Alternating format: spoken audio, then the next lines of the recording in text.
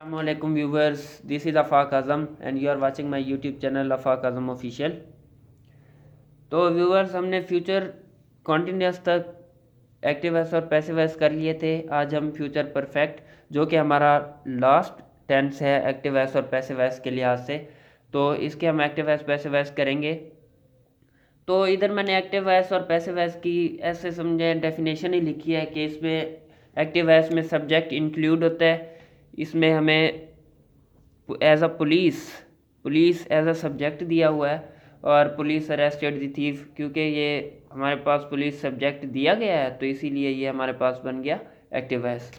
और जबकि passive voice में सब्जेक्ट का कोई रोल नहीं होता बल्कि जो ऑब्जेक्ट होता है वो सब्जेक्ट का रोल प्ले करता है।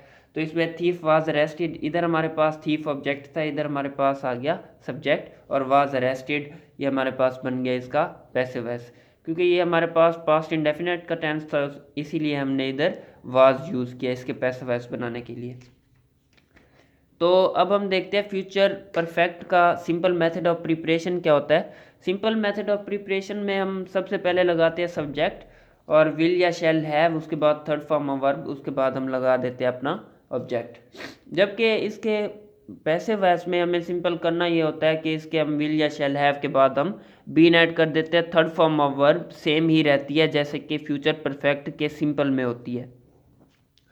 तो इधर मैंने इसकी दो एग्जांपल्स दिए हैं। एक एग्जांपल है he will have finished his work, तो इसमें इसके बाद इसके पैसिव वॉइस में हिज वर्क हमारे पास आ गया, ये इधर हमारे पास था ये ऑब्जेक्ट, इधर आ गया एज अ सब्जेक्ट। तो विल हैव वैसे आ गया जैसे इस सेंटेंस में है, तो क्योंकि ये इसका पैसिव वॉइस है इसलिए हमने इधर बीन ऐड किया है। तो finished third form of verb same आ गई जैसे इस टेंस में है, और बाय हिम लगा के हमने इसका पैसिव वॉइस कंप्लीट कर दिया।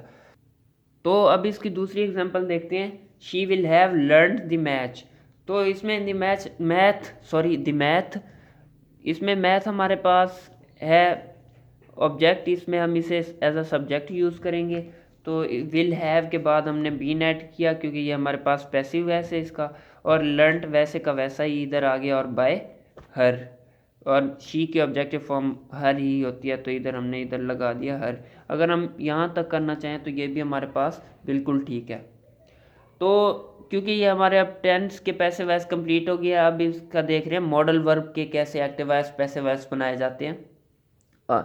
Model are auxiliary verbs. तो इधर मैंने कुछ मॉडल वर्ब्स दिए हैं, मसलन can, could have, may, should have वगैरह। तो इसके दो मेथड ऑफ प्रिपरेशन होते हैं। सबसे पहले मैंने इसका एक मेथड ऑफ प्रिपरेशन लिखा है कि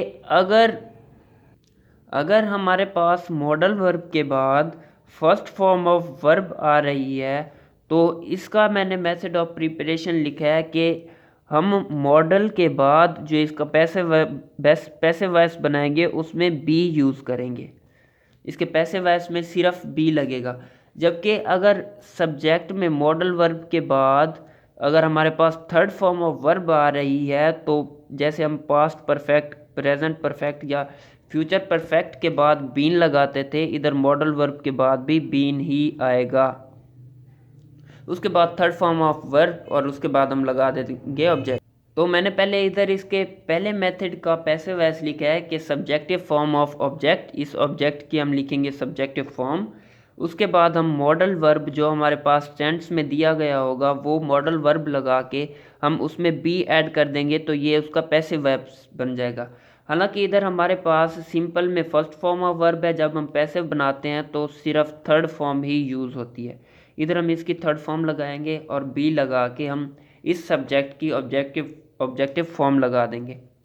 तो जबकि इसके दूसरे मेथड में जिसमें मॉडल वर्ब के बाद थर्ड फॉर्म आती है तो इसमें हम मॉडल वर्ब वही जो टेंस में होगा मॉडल वर्ब लगा के इसमें बीन ऐड कर देंगे तो ये हमारे पास उसका पैसिव वॉइस बन जाएगा। अब इधर मैंने हर इसकी भी दो एग्जांपल दिए हैं, इसकी भी दो एग्जांपल दिए हैं, आइए उनको समझते हैं। पहले मैंने इधर दो एग्जांपल उस सेंटेंस की दी है जिसमें मॉडल वर्ब के बाद फर्स्ट फॉर्म ऑफ वर्ब आती है। फॉर एग्जांपल इधर हमारे पास मॉडल वर्ब दिया गया है मे, इसके बाद आ रही है punish, first form of verb. तो इसकी हम देख लेते हैं पहले दो एग्जांपल्स। तो he may punish you for this negligence, तो इसका पैसिव वॉइस है यू, इसमें हमारे पास ऑब्जेक्ट यू यूज़ हो रहा है। यू मे बी पनिश्ड, क्योंकि ये फर्स्ट फॉर्म आ रही है मॉडल वर्ब के बाद, इसलिए हम इसमें बी ऐड करेंगे पैसिव वॉइस में। तो पनिश की थर्ड फॉर्म पनिश्ड आ गया हमारे पास, for this negligence by him. तो ये हमारे पास इसका पैसिव वॉइस बन गया। तो अब इसकी दूसरी एग्जांपल देखते हैं। वी मस्ट रेज, मस्ट हमारे पास इसका मॉडल वर्ब है, तो इसके बाद रेज आ गई हमारे पास फर्स्ट फॉर्म ऑफ वर्ब।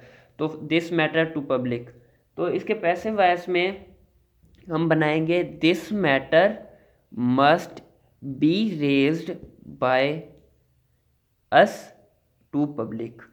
तो इसमें मैंने इसका बना दिया कि ये दिस मैटर हमारे पास ऑब्जेक्ट था, इधर हमने इसकी सब्जेक्टिव फॉर्म लगाई, मस्ट वैसे का वैसा मॉडल वर्ब आ गया और इसमें हमने बी ऐड किया, क्योंकि इधर हमारे पास इसके एक्टिव वॉइस में मस्ट के बाद फर्स्ट फॉर्म ऑफ वर्ब आ रही थी। तो ये हमारे पास इसका पैसिव वॉइस बन गया।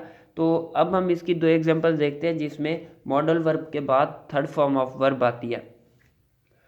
तो इसमें you should have attended the class, तो इधर मैंने इसके पैसिव वॉइस अभी लिखने हैं।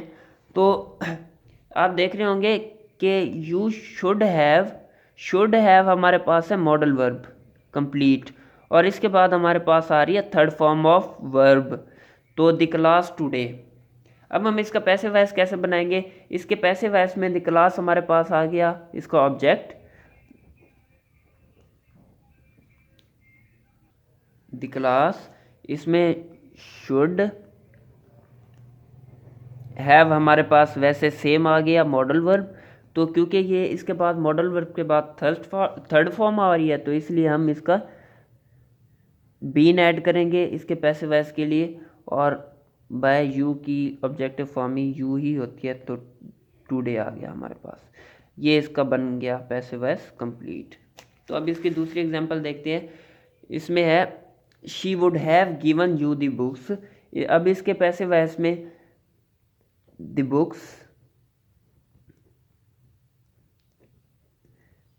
शुड हैव सेम हमारे पास मॉडल वर्ब आएगा, क्योंकि इसमें given third form of verb आ रही है। तो इसमें the books should have given you by her, ये हमारे पास इसका बन गया पैसिव वॉइस। सॉरी, इधर मैंने इसका मेन वर्ब तो लिखा ही नहीं है। The class should have been attended by you, third form attend की। तो ये हमारे पास इसके मॉडल वर्ब के भी active voice passive voice complete हो गए। Thanks for watching, please subscribe my channel.